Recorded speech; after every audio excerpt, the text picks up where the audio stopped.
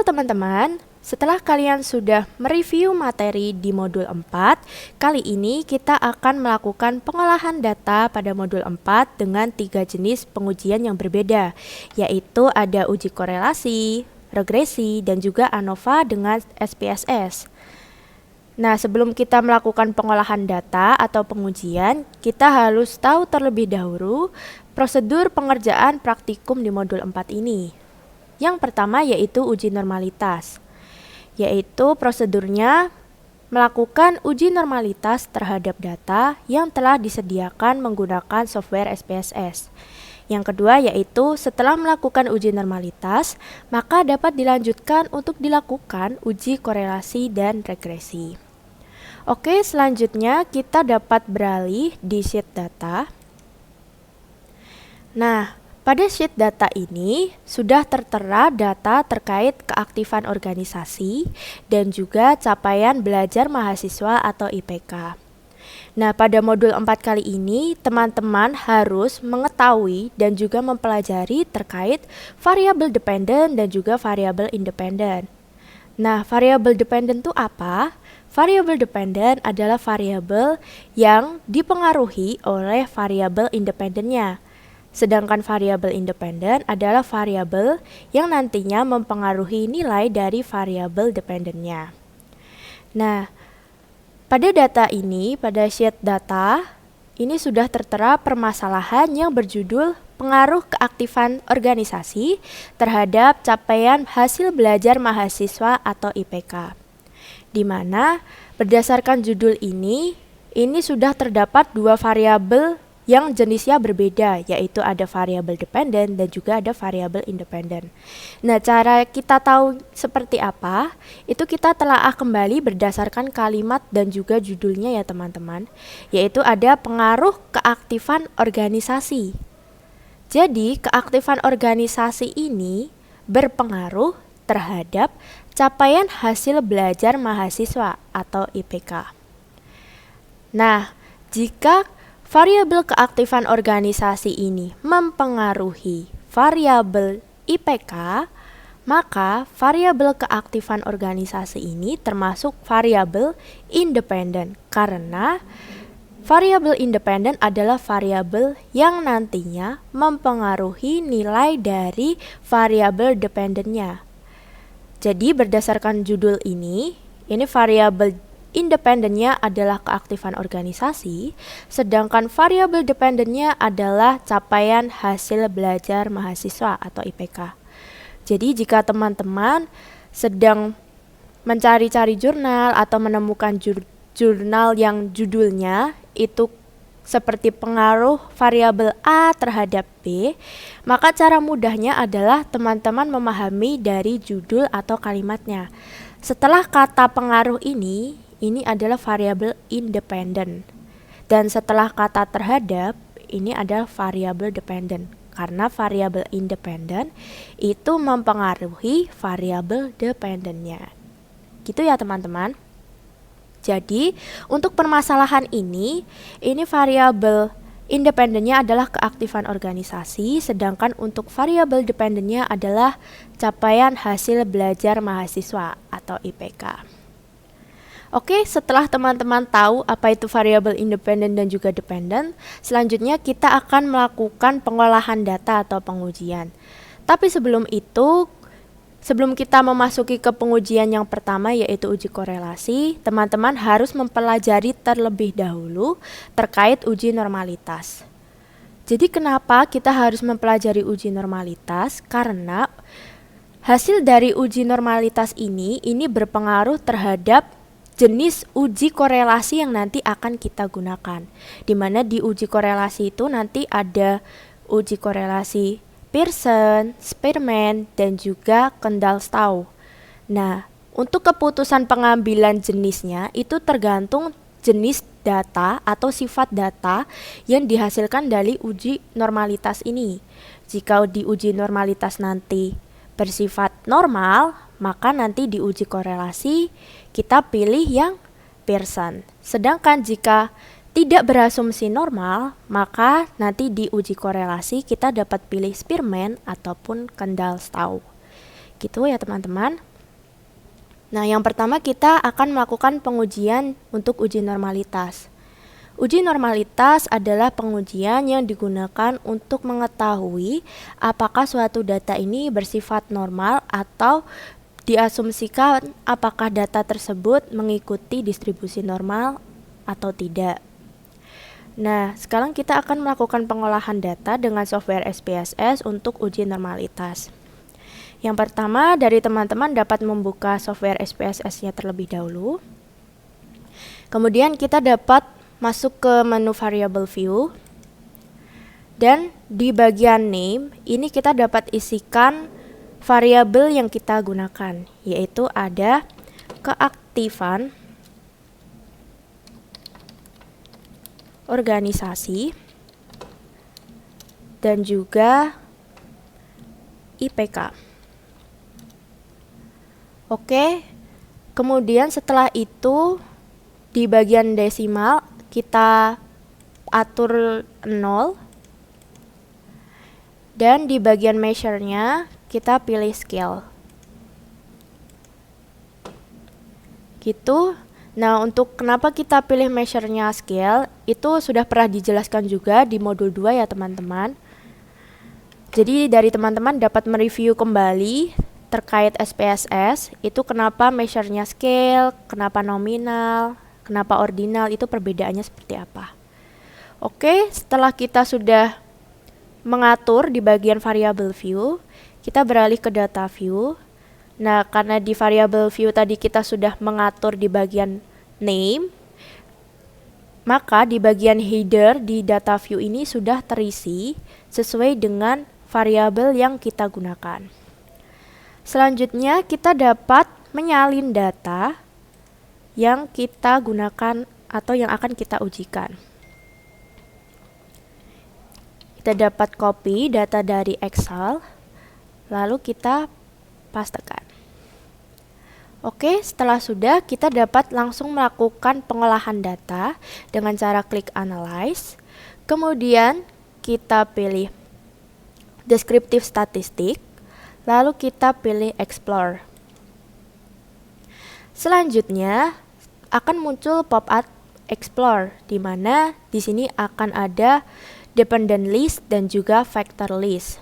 Nah, untuk uji normalitas ini kita tidak perlu mengelompokkan variabel berdasarkan jenisnya, karena kita hanya akan melakukan pengujian apakah variabel yang digunakan ini bersifat normal atau tidak. Jadi dari teman-teman dapat langsung memindahkan kedua variabel yang kita gunakan ini ke dependent list. Oke, selanjutnya kita dapat masuk ke menu plots dan kita dapat checklist di bagian normality plots with test. Tujuannya adalah untuk menampilkan pop-up atau output dari normality atau pop-up dan juga output dari tes normalitas. Kemudian kita klik continue, lalu ke options, ini kita klik continue juga, dan kita pilih statistik. Nah, di menu statistik ini, pastikan kita menceklis di bagian descriptives, dan juga di confidence interval for mean, ini kita atur 95%. Kenapa 95%? Dikarenakan di pengujian kita ini masih dilakukan secara manual, dalam artian belum menggunakan peralatan yang canggih seperti di kedokteran, farmasi, dan lain sebagainya. Jadi masih ada batas toleransinya dan keakuratannya pun tidak seakurat atau tidak seteliti jika confidence intervalnya 99%. Kemudian kita klik continue, dan untuk display ini kita pilih sebagai bold, jadi tidak perlu diatur ulang yang lain-lain, dan kita pilih OK.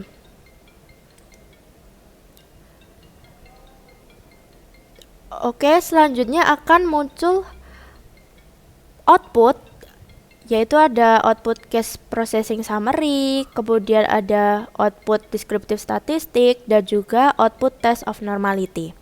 Nah, dari teman-teman dapat pindahkan saja output yang test of normality ke Excel. Kita bisa pilih copy, lalu kita pastekan ke Excel.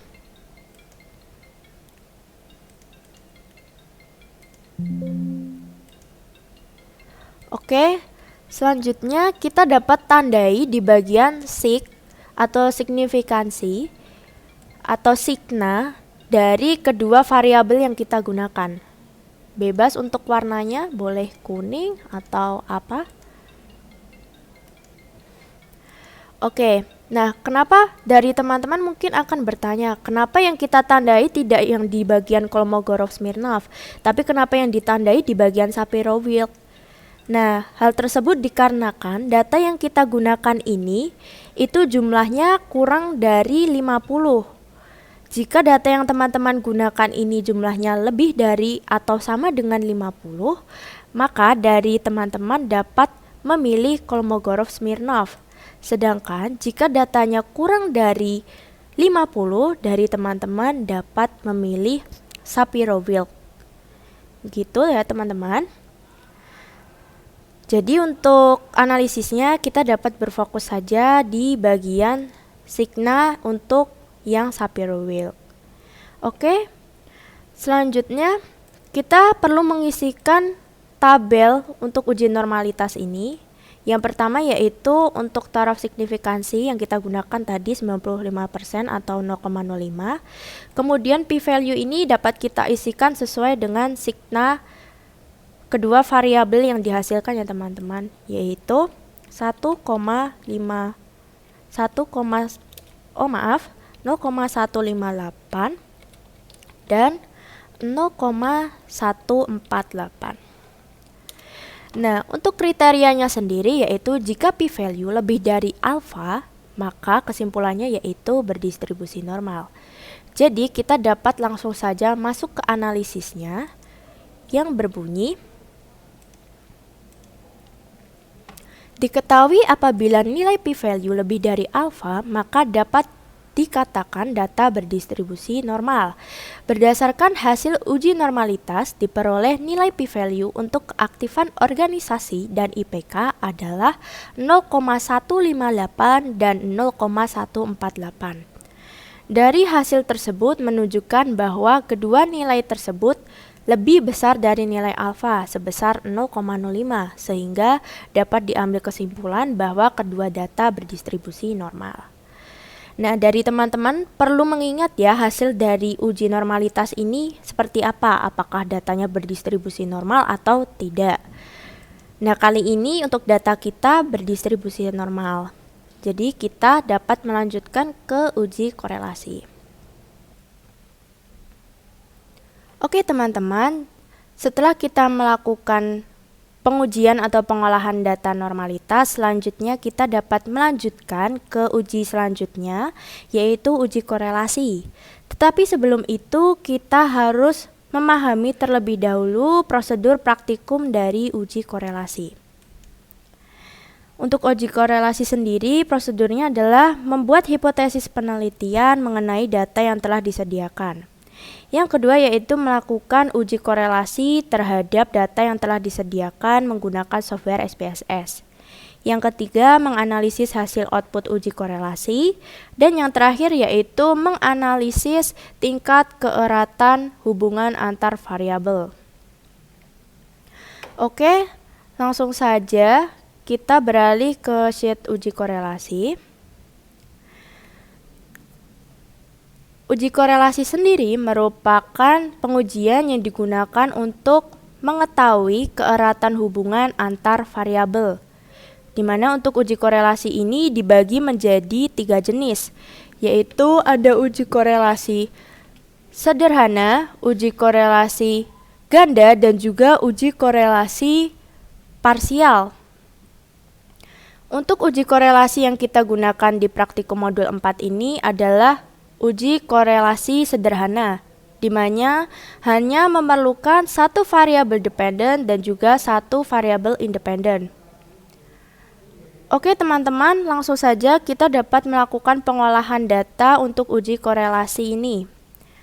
Dari teman-teman dapat langsung saja melanjutkan pengujian dari uji normalitas ini. Jadi dari teman-teman tidak perlu menutup jendela SPSS ya teman-teman di bagian dataset, karena data yang kita gunakan ini masih sama. Jadi dari normalitas ke korelasi dan ke regresi ini variabelnya masih sama atau datanya masih sama. Jadi kita cukup melanjutkan saja ke pengujiannya yang berikutnya begitu.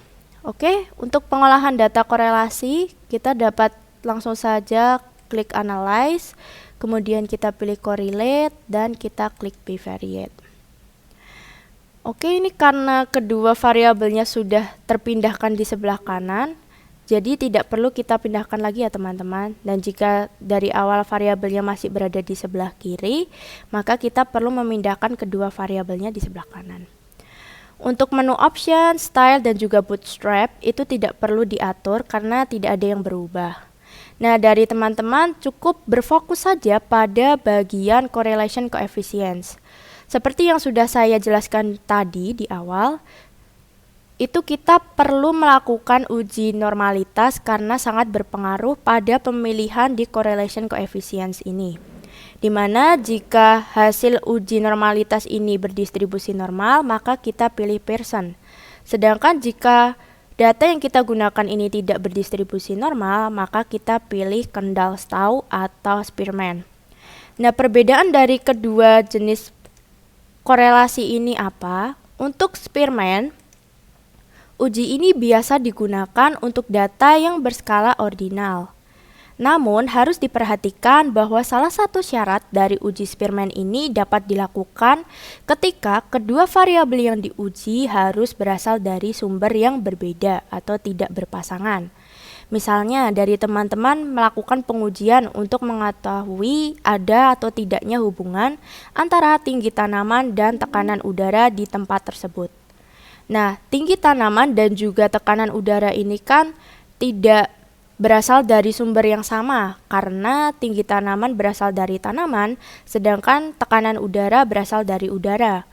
Maka pengujian korelasi dapat dilakukan dengan uji korelasi Spearman.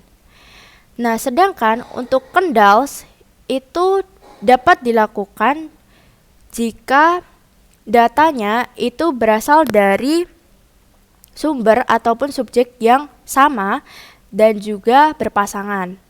Jadi untuk uji korelasi Kendall ini sebenarnya hampir sama dengan korelasi Spearman, yaitu data yang digunakan itu data berskala ordinal dan juga berskala interval atau rasio, serta tidak memenuhi asumsi normalitas. Tetapi yang membedakannya itu adalah data yang diujikan itu harus berasal dari satu sumber yang sama atau berpasangan. Contohnya atau contoh dari data yang berpasangan itu atau berasal dari sumber yang sama itu adalah data terkait berat dan juga tinggi badan. Berat dan juga tinggi badan siswa, di mana kedua data variabel tersebut atau kedua data tersebut sama-sama berasal dari sumber yang sama, yaitu satu orang siswa pasti memiliki berat dan juga tinggi badan. Begitu. Jadi dari teman-teman jika nanti ketika penugasan menemukan kasus itu datanya tidak berdistribusi normal, maka dari teman-teman dapat memilih antara korelasi Kendall ataupun Spearman. Jadi nanti dapat menyesuaikan kembali terkait sumber datanya ataupun subjeknya itu apakah berpasangan atau tidak, berasal dari sumber yang sama atau tidak. Begitu ya teman-teman. Oke, karena tadi data yang kita gunakan itu berdistribusi normal, maka kita dapat checklist di bagian Pearson. Kemudian untuk test of significance ini kita pilih two tail karena pada variabel yang kita gunakan di pengujian ini ada dua variabel atau dua arah ya teman-teman. Jadi kita pilih yang two tail. Untuk flag significant correlation-nya tetap kita checklist dan kita pilih OK. Kemudian akan muncul pop-up correlation ya teman-teman, atau muncul output correlation. Nah, kita hanya akan berfokus pada tabel correlation yang ini. Kita dapat pilih copy, lalu kita pastekan di Excel. Oke, Selanjutnya, dari teman-teman tentu sudah tidak asing lagi dengan yang namanya hipotesis, di mana di modul 3 dari teman-teman juga sudah melakukan pengujian hipotesis. Jadi untuk hipotesis sendiri adalah praduga awal terkait sebuah penelitian yang perlu untuk dilakukan kebenarannya atau perlu diujikan lagi kebenarannya. Nah, di modul 4 ini juga masih sama, kita perlu hipotesis penelitian atau praduga awal. Hanya saja yang membedakannya dari modul 3 itu untuk pengujiannya kita lakukan dengan software. Sedangkan di modul 3 itu masih secara manual ya teman-teman untuk hipotesis, pengujian hipotesisnya. Nah, untuk hipotesis dari uji korelasi ini untuk H0-nya itu juga masih sama, itu adalah hipotesis awal, yang dimana hipotesis awal ini menunjukkan tidak terdapat hubungan, tidak terdapat perbedaan, tidak terdapat persamaan. Intinya itu bunyinya seperti karena kita tidak mengetahui apakah pengujian kita ini benar atau tidak, atau perdugaan kita ini benar atau tidak, jadi tidak terdapat perbedaan antara apa yang diuji dengan aslinya, begitu ya teman-teman. Jadi untuk H0 ini biasanya diformulasikan dengan tanda sama dengan. Sedangkan untuk H1 ini adalah bentuk penolakan dari H0, di mana H1 ini biasanya formulasinya lebih dari, kurang dari, tidak sama dengan, dan sebagainya. Nah, untuk H0 di uji korelasi ini bunyinya tidak terdapat hubungan antara keaktifan organisasi dan IPK. Sedangkan untuk H1 terdapat hubungan antara keaktifan organisasi dan IPK. Nah, untuk kriterianya sendiri, apakah H0 diterima dan H0 ditolak, itu jika p-value lebih dari alfa, maka H0 diterima. Sedangkan jika p-value kurang dari alfa, maka H0 ditolak. Jadi dari teman-teman dapat menandai untuk beberapa yang diperlukan di analisis nanti. Contohnya yaitu seperti Pearson correlation antara variabel keaktifan organisasi dengan IPK. Itu kita beri warna yang sama saja. Kemudian untuk sigma tutel di keaktifan organisasi dan juga sigma tutel di variabel IPK ini juga kita tandai dengan warna yang sama. Oke. Setelah kita menandai seperti ini kan kita sudah dapat tahu ya teman-teman secara umum kira-kira H0-nya tuh diterima atau ditolak. Jadi untuk menganalisis hubungannya itu kita fokus pada p-value-nya. Apakah p-value-nya lebih dari alfa atau kurang dari alfa gitu ya teman-teman. Nah, untuk p-value-nya sendiri dilihat dari sigma tutelnya ini. Kedua variabel ini, apakah dia lebih dari alfa atau kurang dari alfa. Oke, langsung saja kita beralih ke analisis terkait uji korelasi. Diketahui bahwa jika p-value lebih dari alfa, maka H0 diterima, dan jika p-value kurang dari alfa, maka H0 ditolak. Berdasarkan output correlation, diketahui nilai koefisien korelasi sebesar 0,99 dan nilai p-value untuk keaktifan organisasi dan IPK adalah 0,00, di mana nilai p-value itu kurang dari alfa sebesar 0,05 karena p-value-nya sebesar 0,00. Sehingga H0 ditolak dan H1 diterima. Sehingga terdapat hubungan antara keaktifan organisasi dengan IPK. Nah, jika nanti ketika teman-teman mengerjakan penugasan itu ternyata tidak terdapat hubungan, maka dari teman-teman tidak perlu melanjutkan ke analisis berikutnya, yaitu ke analisis tingkat keeratan hubungan. Tapi jika terdapat hubungan, maka dari teman-teman wajib melakukan analisis terkait tingkat keeratan hubungannya tersebut. Begitu ya teman-teman. Jadi jika tidak terdapat hubungan, dari teman-teman cukup berhenti di pengujian korelasi saja. Tetapi jika terdapat hubungan, maka dari teman-teman wajib untuk menganalisis terkait tingkat keeratan hubungan. Nah, selanjutnya untuk tabel tingkat keeratan hubungan ini Ini patokannya adalah di nilai Pearson correlation. Nah, jika dari teman-teman tadi memilihnya Kendall atau Spearman karena datanya tidak berdistribusi normal, maka nanti di outputnya juga akan berbeda, akan Kendall correlation atau Spearman correlation, begitu ya teman-teman. Jadi tidak usah bingung. Untuk tabel tingkat keeratan hubungan ini patokannya ada di nilai Pearson correlation untuk kedua variabel, yaitu 0,99. Nah, untuk tabel tingkat keeratan hubungan ini nanti dari teman-teman dapat mencari referensi sendiri-sendiri yang nantinya akan digunakan sebagai patokan untuk kalian menganalisis di tingkat keeratan hubungan antar variabelnya. Nah, untuk di sini itu yang bersumber di jurnal ini, Nabilah ini untuk interval koefisien sebesar 0,00 sampai 1,99, ini kekuatan hubungannya sangat rendah. 0,2 sampai 0,399 itu kekuatan hubungannya rendah dan sebagainya. Jadi nanti dari teman-teman dapat mencari referensi jurnal sendiri terkait tingkat keeratan hubungan variabel. Nah, karena tadi Pearson correlation yang dihasilkan itu 0,99, jadi kita dapat menandai di bagian interval koefisien 0,8 sampai 1 dikarenakan nilai 0,99 itu berada di range 0,8 sampai 1 yang menandakan kekuatan hubungannya yaitu sangat kuat. Oke, kita langsung saja dapat ke analisis tingkat keeratan hubungannya.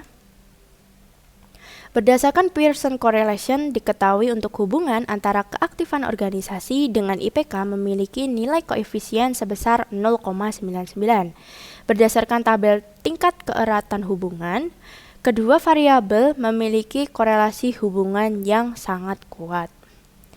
Oke, mungkin cukup sekian terkait uji normalitas dan juga uji korelasi. Selanjutnya akan dilanjutkan dengan uji regresi dan uji ANOVA dengan software SPSS. Nah, untuk uji regresi sendiri nanti datanya masih menggunakan data yang sama dengan uji normalitas dan juga uji korelasi, yaitu terkait keaktifan organisasi dan juga IPK. Mungkin cukup sekian yang dapat saya sampaikan. Terima kasih.